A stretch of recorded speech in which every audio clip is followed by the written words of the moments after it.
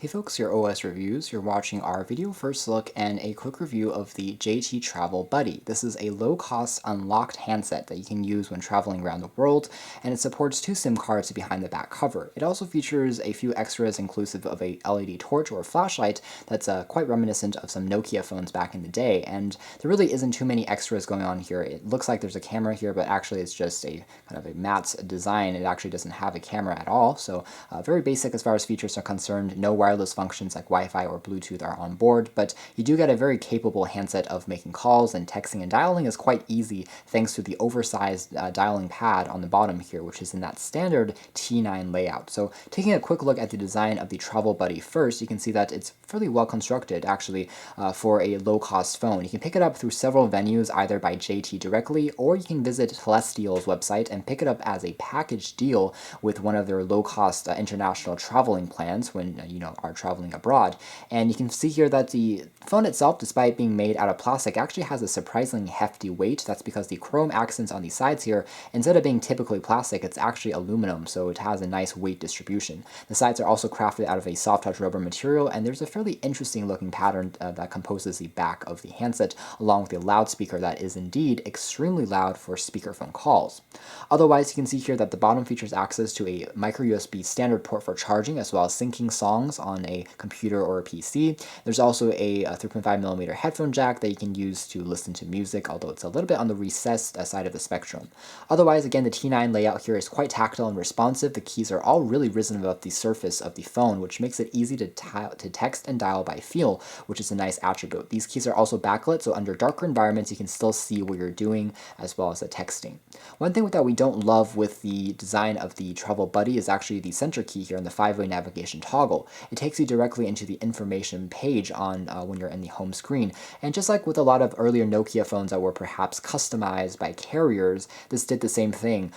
Instead of doing just acting as a standard OK or a select key, it took you to these shortcuts, which you probably didn't really want when you first took the phone out of the box. But it does make it very easy to access help as well as content when you're traveling and you're looking to find more information, let's say about a place or about how the phone works. Telestial and JT Mobile do a good job of integrating that. Otherwise, there's access to standard talk and end keys, which dubs as the power key, and there are shortcuts to the menu up top. And this uses a fairly standard UI interface, by Telestial and JT Mobile. And the screen here measures roughly 1.6 inches diagonally. It's a typical LCD screen, which is fairly bright, although it does wash out under the sun. It remains fairly visible, and the important thing here is that battery life is quite strong, and you don't have to charge this thing, let's say, every day. You can plan on using it for even about a week or 2 weeks at a time before you need to recharge it, just because, again, you don't have to do as many tasks on here that drain the battery, such as browsing the web. It does have a very basic web browser, but you're going to be limited to things like checking the weather or some very basic news info.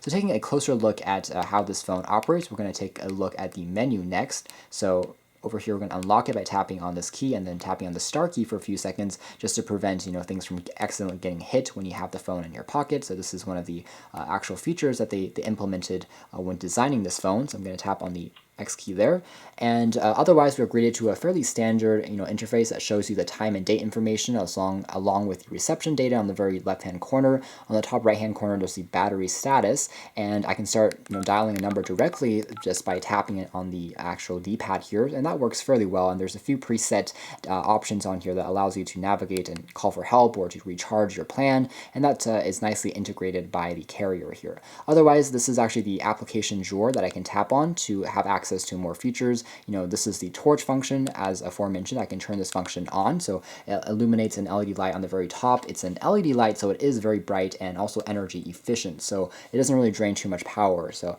a nice feature to have under emergency situations. There's also other applications on here, such as My Files. There's multimedia that you can tap on, so it is capable of playing back JPEG images if you're using it as a slideshow client or a digital photo keychain of sorts. You can also use it to play back some very limited video clips as well as MP3 songs, and that works fairly well. So again, you have that video player and music player, and it's capable of playing back MP3 files, WMA files just fine, and load them up, and you're ready to go. So a decent few features are stacked on board. There's also an alarm clock function that works nicely, allows you to set reminders at different times of date, easy to set up, a basic calculator, there's a basic calendar on here, along with a text reader, so it's a pseudo ebook reader that supports only text files. You can also load it using a micro SD card that is supported on the back of the phone, and this allows you to read some, maybe addresses as well as quick notes that you want to store. But of course, if you're actually reading a book, you're going to do a lot of scrolling, and it's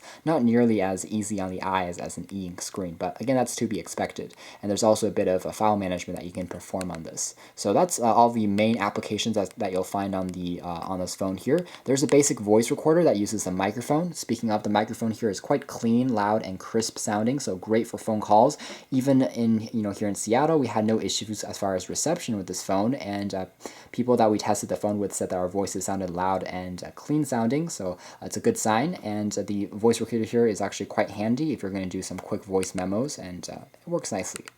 Otherwise, here we have access to a call log. There's also a phone book up top, messages for SMS text messaging, so you are limited to this layout as opposed to a QWERTY, so not the best as a messaging phone, but it works. Settings drawer allows you to change things like the timeout, as well as the screen brightness, security options like setting up a PIN to unlock the phone, as well as profiles if you're traveling on an airplane, to turn certain settings on or off. There's also a dedicated, flight mode, automatic setting that you can tap on to turn wireless options off. And there's also network selections here that I can tap on to manually select things when I'm traveling and roaming, and that works decently. So all in all, a very basic phone, the JT Travel Buddy. It's an updated version of some previous JT budget-oriented models that we've seen in the past, and this one is arguably the best one yet if you are looking for a very, very simple candy bar phone that doesn't have any extras as far as games or too much web applications, and you're okay with this T9 layout. This is a solid phone because the quality of the construction is much better than expected. Phone quality is outstanding, and battery life is also outstanding, especially at this price point. But otherwise, again, this is really just meant as a backup phone or just for a limited traveling. If you're going abroad for a few days or for a kid, it's going to work. But as a daily driver here in 2016, if you expect a smartphone, definitely look elsewhere for that. But all in all, a very good entry-level phone. You can check out more details about the JT Travel Buddy in our official written review, but this has been our video. Thanks for watching here at OS Reviews. This has been the JT Travel Buddy.